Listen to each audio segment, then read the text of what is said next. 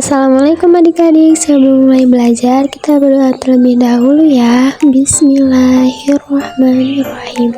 Ibu harap semua hadir dan mengikuti pelajarannya ya. Dan sebelum masuk ke materi, semua alat tulis harus disiapkan dengan baik.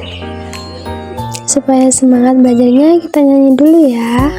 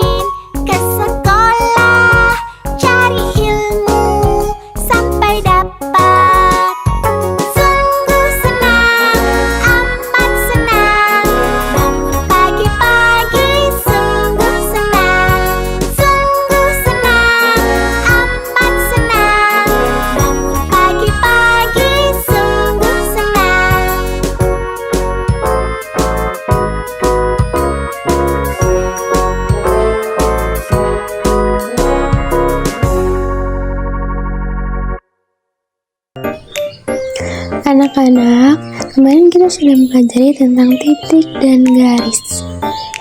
Sekarang kita akan mempelajari tentang mengenal bangun datar pada motif anyaman dan kain tapis lampung.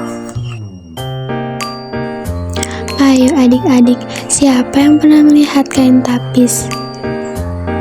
Kita bahas bersama-sama ya, supaya kita lebih mengenalnya. Mengenal bangun datar melalui motif anyaman dan kain tapis lampung. Nah, adik-adik, coba kita analisis dan perhatikan dengan baik bangun datar apa saja yang terdapat pada kain tersebut.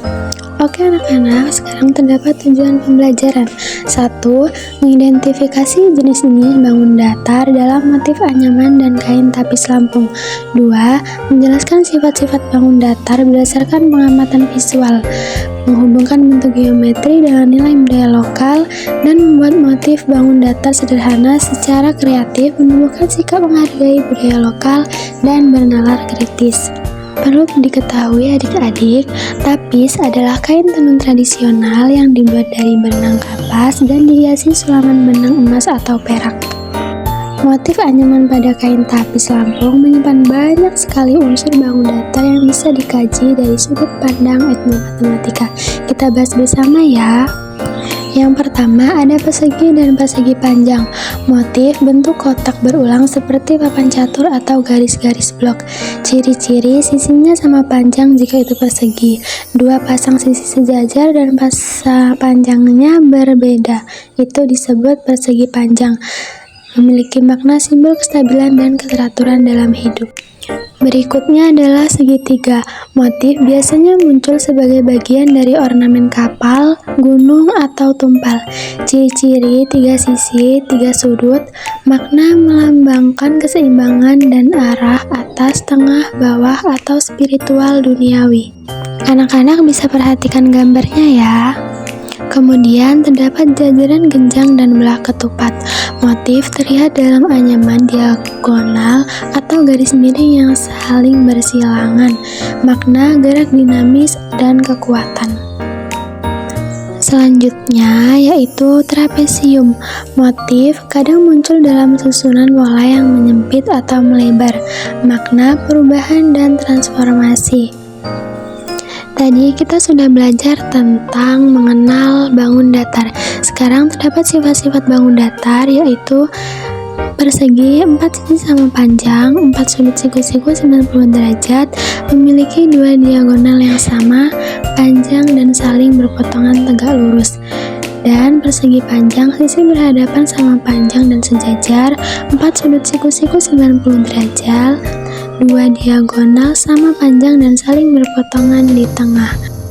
Selanjutnya segitiga, umumnya sama kaki atau sama sisi.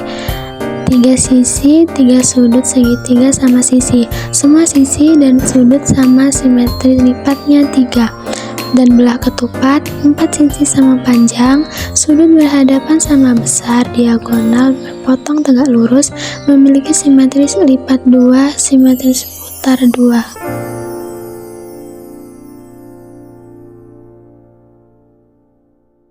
Berikutnya, jajaran genjang.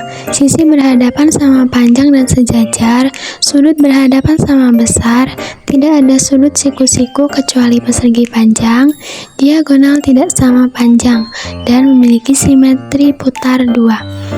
Berikutnya yaitu trapesium.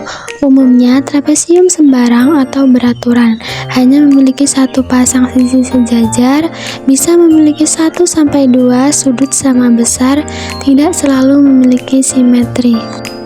Dari penjelasan tadi, semoga anak-anak bisa memahami tentang mengenal bangun datar dan sifat-sifatnya.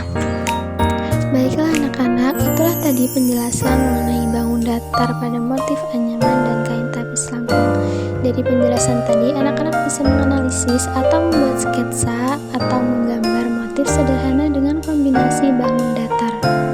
Baik, untuk mengerjakannya terdapat contoh seperti berikut ini. Alat-alat yang diperlukan: kertas, pensil, penggaris, penghapus, pensil warna, dan digital jika perlu. Nah, di sini terdapat contoh sketsanya ya adik-adik. Adik-adik bisa menggambar sketsa menggunakan buku gambar serta pensil dan juga pensil warna yang sudah disediakan. Jika adik-adik sudah selesai menggambar, adik-adik bisa mempresentasikan hasil karya bersama teman-teman. Cukup sekian pembelajaran kali ini ya anak-anak. Dari materi tersebut dapat disimpulkan bahwa motif pada kain tapis mengandung konsep matematika seperti geometri, dimensi atau garis dan sudut, geometri dimensi 2, segitiga, persegi, persegi panjang, belah ketupat, jajar genjang, dan trapesium. Sebelum pembelajaran kita tutup, kita bernyanyi lagi ya adik-adik.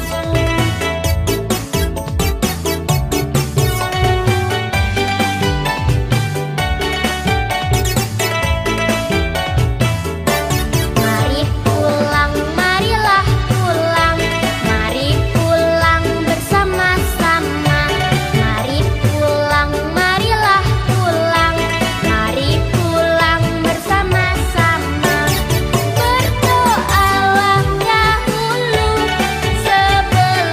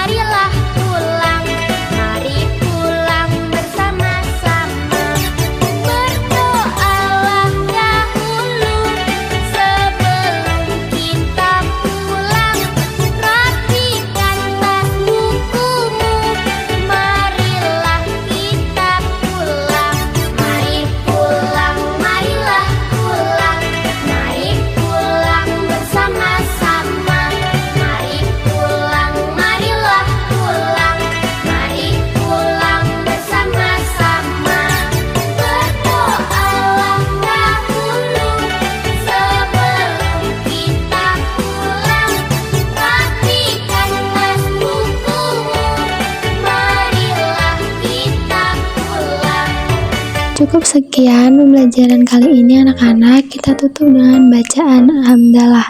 Alhamdulillahirobbilalamin. Wassalamualaikum warahmatullahi wabarakatuh.